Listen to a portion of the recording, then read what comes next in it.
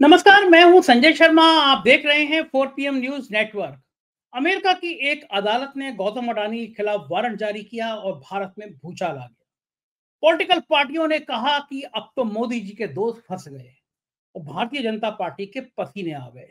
इतना बड़ा आरोप, वो भी अमेरिका, वो भी जहां ट्रंप की एंट्री होने वाली है। मोदी जी नारा लगाते थे, अब की बार ट्रंप सरकार, ट्रंप मेरे सबसे अच्छे दोस्त। उसके बाद ये सवाल बड़ा खड़ा हुआ कि अब भारतीय जनता पार्टी अपने आप को कैसे बचा पाएगी।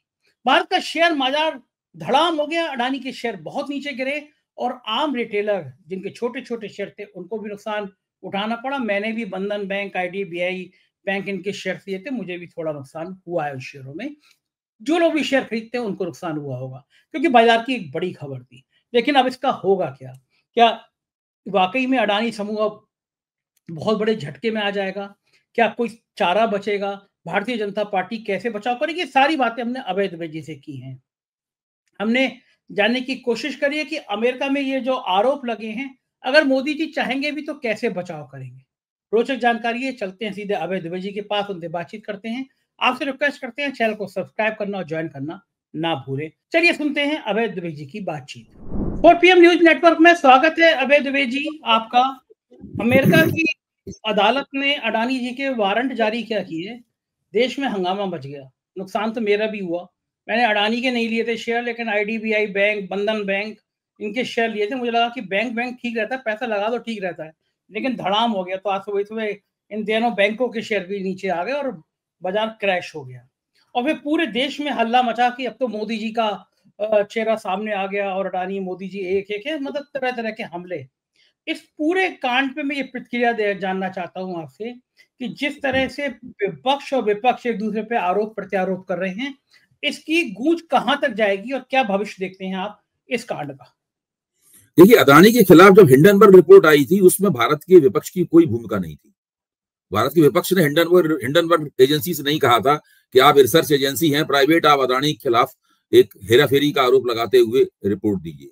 इसी तरीके से अमेरिका में उनके खिलाफ जो इन्वेस्टिगेशन हुआ है, जो जांच हुई है, अदालत बैठी है, जूरी बैठा है, और उन लोगों ने तब तय किया, इसमें एफबीआई शामिल है, इसके अंदर जस्टिस डिपार्टमेंट शामिल है, इसके अंदर अमेरिका की जो एनएससी, यहाँ भारत में जो सेबी है, अमेरिका में वो संस्था एनएससी है, वो इसके अंदर शामिल है। ये इन सब लोगों ने मिलकर किया है।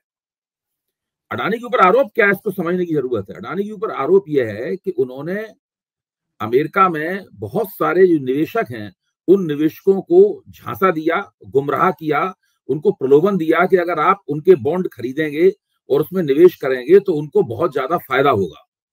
और उनको विश्वास दिलाने के लिए भारत में जो सत्ताधारी कुछ मुख्यमंत्री थे उनका इस्तेमाल किया और उनके ऊपर दबाव डाला कि वो ये करें।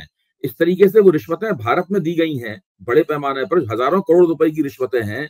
और उसमें चूंकि अमेरिका के निवेशक शामिल हैं, इसलिए अमेरिका में इसके ऊपर मुकदमा चल रहा है। और देखिए, अमेरिकी जो न्याय प्रणाली है, अमेरिका की जो जांच एजेंसियां हैं, वो भारत की तरह नहीं, वो केंद्र सरकार के हाथ में उनकी लगाम नहीं होती है, वो केंद्र सरकार की कठपुतली नहीं होती है, उनको एक खास तरह की स्वायत्तता प्राप्त है। ये बात हम लोग गुरपतवंत सिंह पन्नू के मामले में देख चुके हैं। भारत सरकार उसमें कुछ भी नहीं कर पाई। अमेरिका के जस्टिस डिपार्टमेंट में एफबीआई ने, ये लोग वहां भी शामिल थे, उन्होंने भारत सरकार को जो सबूत दिए, उन सबूतों पे भारत सरकार को मानना पड़ा उन्हें, और उनको आश्वासन देना पड़ा कि ऐसा हमसे दोबारा नहीं होगा। अमेरिका के राजदूत ने साफ तौर पर कहा, केवल ये कहने से काम नहीं चलेगा, हमने जिस अपराधी के बारे में निशानदेही की है उसको आपको मुकदमा चलाना पड़ेगा, उसको सजा देनी पड़ेगी। अब स्थिति यहाँ पे गौतम अडानी की फंस गई है, और चूंकि गौतम अडानी के साथ सीधे सीधे भारतीय जनता पार्टी की केंद्र सरकार और नरेंद्र मोदी का नाम जुड़ा रहता है, इसलिए उन पर आंच आनी बहुत ही स्वाभाविक है। इस मामले से कोई नहीं बच सकता। राहुल गांधी ने अभी प्रेस कॉन्फ्रेंस करके कहा है कि गौतम अडानी को तुरंत गिरफ्तार किया जाना चाहिए। साथ में उन्होंने कहा है कि माधवीपुरी बुच को हटाया जाना चाहिए कि उन्होंने गौतम अडानी के खिलाफ जांच नहीं की और बल्कि उनको बचाने की कोशिश की, तो उनको तुरंत वहां से हटाया जाना चाहिए और उनकी जांच की जानी चाहिए। देखिए, अब इस मामले में क्या है कि भारत की जो सेबी है और अमेरिका की जो एसएससी है, उनके बीच में एक समझौता है, करार है।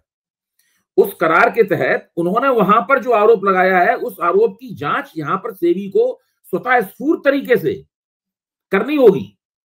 तो यहां फिर से सेबी की भूमिका सामने आएगी और ये हिंडनबर्ग रिपोर्ट जैसा मामला नहीं है, वो तो एक प्राइवेट जांच agency, private agency, research agency थी जिसने किया। ये तो अमेरिका की सरकार और उसकी सबसे बड़ी संस्थाएं, 3 सबसे बड़ी संस्थाएं, उसका जो security and exchange control board है, वो federal bureau of investigation FBI और जस्टिस डिपार्टमेंट, ये इसके अंदर शामिल है। ये मामला खत्म नहीं हो सकता।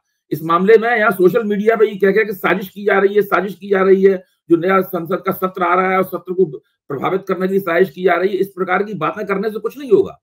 देखिए, अदानी के खिलाफ अभी तक विपक्ष जो भी आरोप लगाता रहा है, मान लीजिए वो सारे आरोप झूठे हैं, छोड़ दीजिए, वो आरोप अतीत की बात बन गई। मैं तो कह रहा हूं, जो ये आरोप लगाया, अभी आरोप, सवाल, अब चर्चा इसकी ऊपर होगी। ये 2021 से मामला चल रहा है, ये मामला का भंडा आज फूटा है, लेकिन काफी दिनों से अदानी जी अमेरिका की अदालतों में बहस कर रहे हैं, उनके वकील जाके कि भाई हमारे ऊपर ये आरोप लगे हैं, हमारा पक्ष ये है। उनके पक्ष को मानने से उन लोगों ने इनकार कर दिया है। उनके वकीलों ने कहा है कि भाई हमने रिश्वत नहीं दी। ये बहुत दिनों से चल रहा है। ये ब्रुकलिन, जो न्यूयॉर्क में जो ब्रुकलिन जगह है, ब्रुकलिन के एक अदालत में जूरी बैठाया गया है इसमें, और जूरी के सामने ये मसला रखा गया है। दोनों पक्षों ने अपनी दलीलें दी हैं। आप हॉलीवुड की फिल्मों में जूरी बैठा हुआ देखते हैं, इसके दोनों पक्ष जूरी को समझाने की कोशिश करते हैं। फिर जूरी जो फैसला देता है, वो उस फैसले को जज सुनाता है फैसला। अमेरिका में नियम ये है, भारत में जूरी सिस्टम नहीं है। तो ये इस तरीके से पूरा मामला चल रहा है, ये बहुत दिनों से मामला चल रहा है, भंडा फूटा है इसका।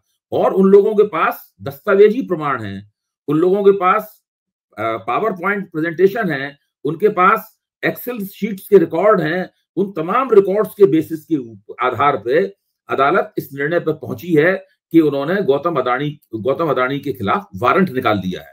अब देखने की बात यह है कि भारतीय जनता पार्टी की केंद्र सरकार और नरेंद्र मोदी अपने प्रिय मित्र और प्रिय सबसे नजदीकी भारत के कारपोरेट सरबराह गौतम अदानी को कैसे बचाते हैं। सागर अदानी का भी नाम इस पूरे मामले में शामिल है। उनके भतीजे हैं सागर अदानी, उनका भी नाम है।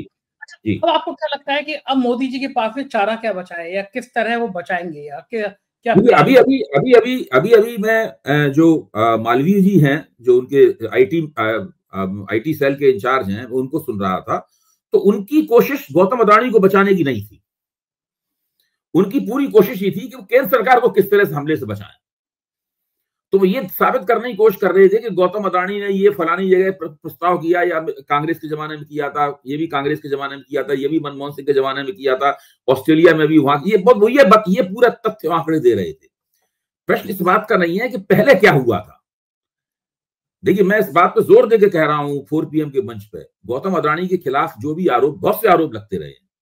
हिंडनबर्ग ने जो आरोप लगाए हैं वो अलग चीज है, वही सब उन आरोपों में चर्चा होगी। ये एक विशेष तरह का खास मामला है जिसमें अमेरिका में उन्होंने जो अपना इन्वेस्टमेंट किया है, अमेरिका में जो निवेश किया है, उससे जुड़ा हुआ मामला है। उस मामले में उनका कहना है गौतम अदानी ने अमेरिकी निवेशकों को धोखा दिया है, और इस बात को अमेरिका में बहुत गंभीरता से लिया जाता है। भारत की तरह नहीं है मामला। चूंकि मामला बहुत गंभीर है, इसीलिए आज अदानी के स्टॉक्स जो है वो बहुत बुरी तरीके से धड़ाम से गिरे, और उसके साथ साथ पूरे स्टॉक एक्सचेंज को बहुत नुकसान हुआ है। हाँ, मैं कहा ना मेरा बैंक का शेयर था, अच्छा भला अडानी पे लेना देना तो धड़ाम हो गया वो भी। ये आपका निजी और मेरा निजी मसला नहीं है। हाँ, मैं वो कह रहा हूँ, लेकिन सब लोगों को नुकसान होना तय है, बिल्कुल। जब हम स्टॉक मार्केट में फायदा उठाते रहे हैं, जब इस तरह की घटनाएं होंगी, और इसका सीधी जिम्मेदारी सेबी की जाती है।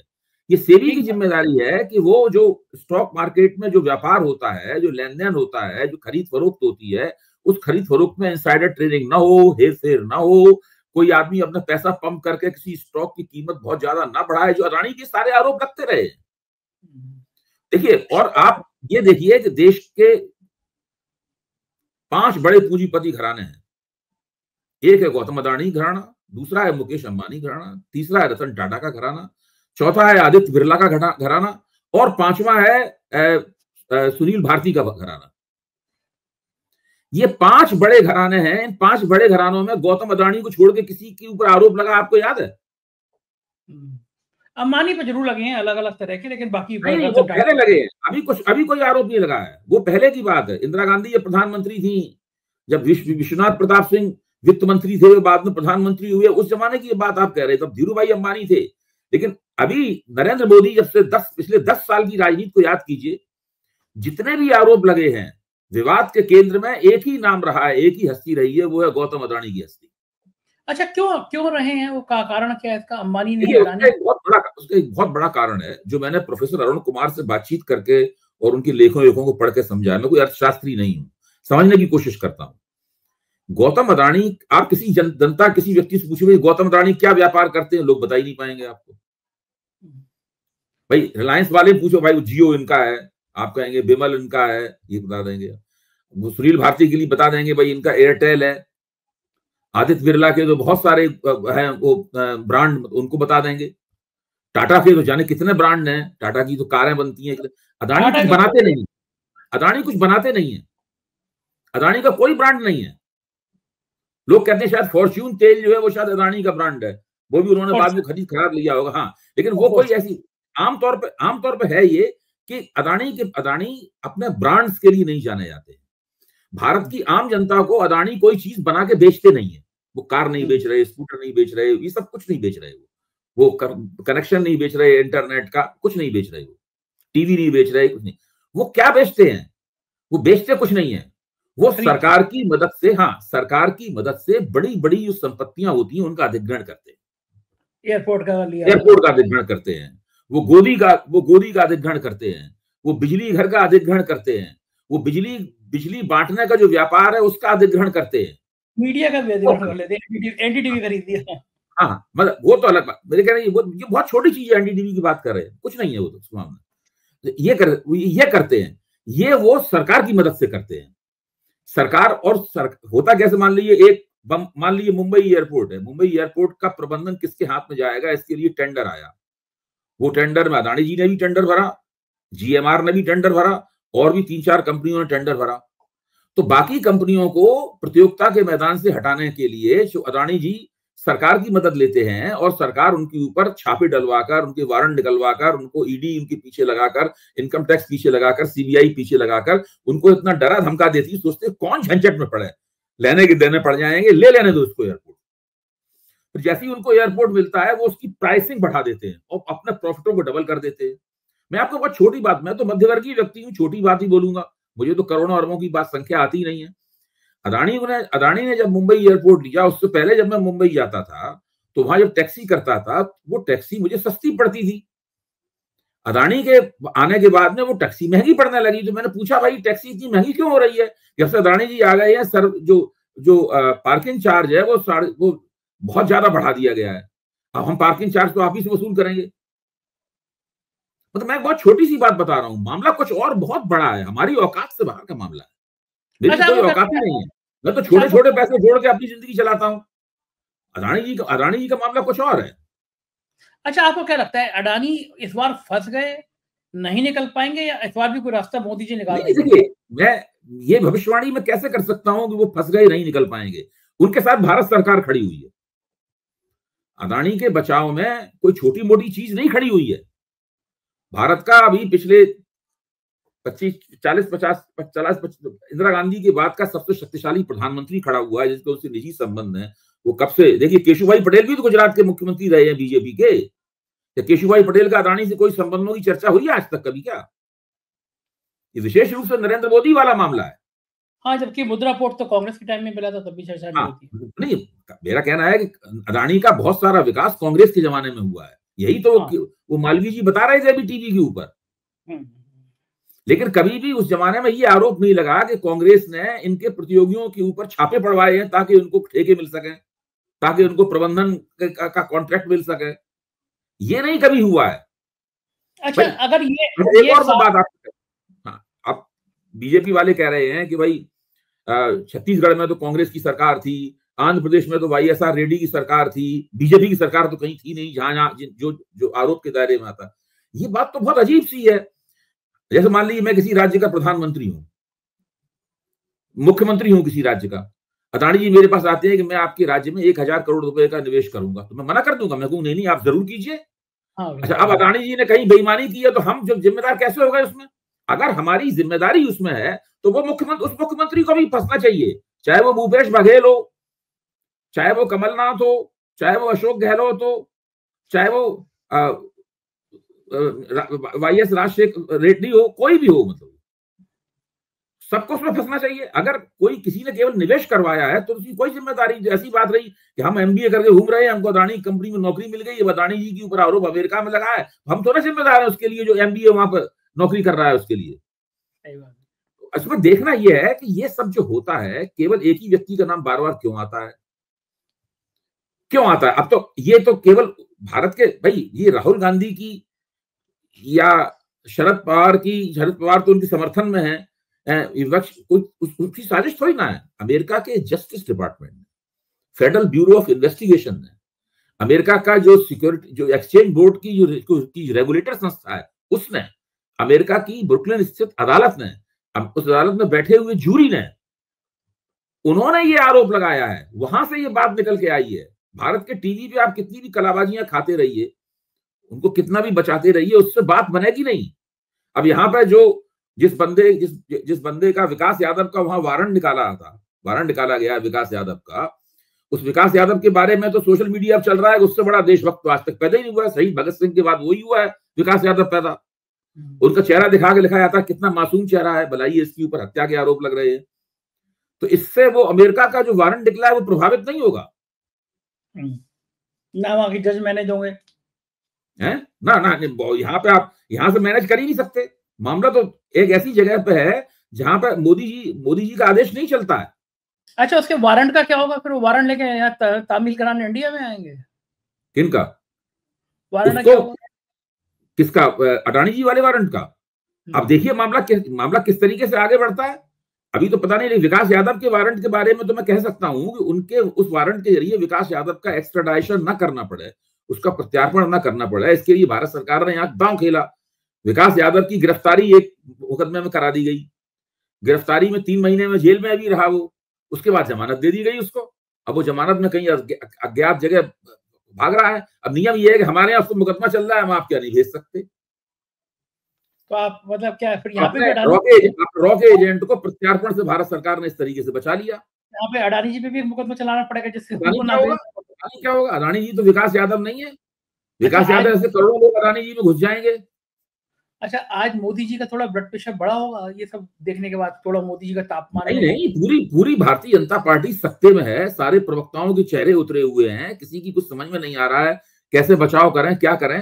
क्योंकि इसमें ये नहीं है, भाई देखो, हिंडनबर्ग एजेंसी एक आसान निशाना थी। एक तो वो खुद ही वो जैसे कहते हैं नहीं, वो सेल करती थी, मुनाफा कमाती थी। हाँ, उसके ऊपर इस तरह का आरोप लगाया जा सकता था और लगाया भी गया है। हालांकि उसने जो आरोप लगाए थे उन आरोपों का जवाब नहीं दिया गया है आज तक। यहाँ मसला कुछ और है। यहाँ पे अभी अमेरिकी गवर्नमेंट भारत सरकार को अदानी के खिलाफ आरोपों का और सबूतों का पुलिंदा थमाएगी।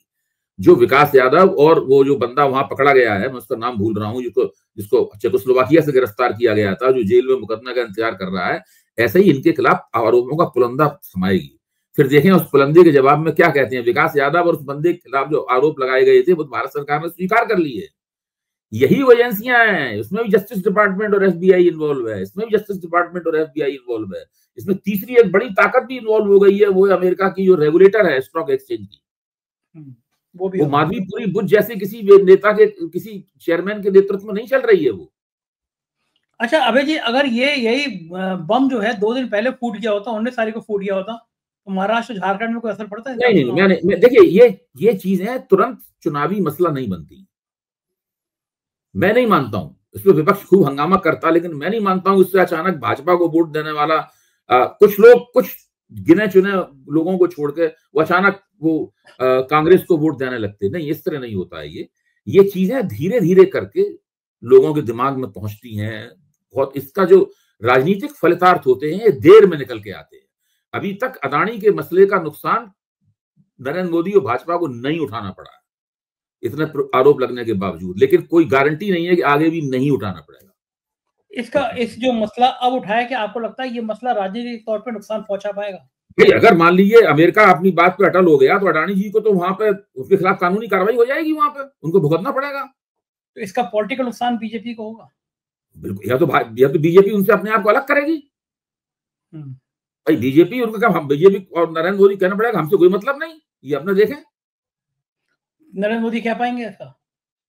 नहीं कहेंगे तो भुगतेंगे। मतलब आपको कहना कि अगर वहां पे अदालत में मुकदमा चला, सजा हुई, तो इस बात का प्राइम मिनिस्टर पे या बीजेपी पे सीधा सीधा असर पड़ेगा? निश्चित रूप से असर पड़ेगा। बीजेपी को उससे अपने आप को अलग करना पड़ेगा।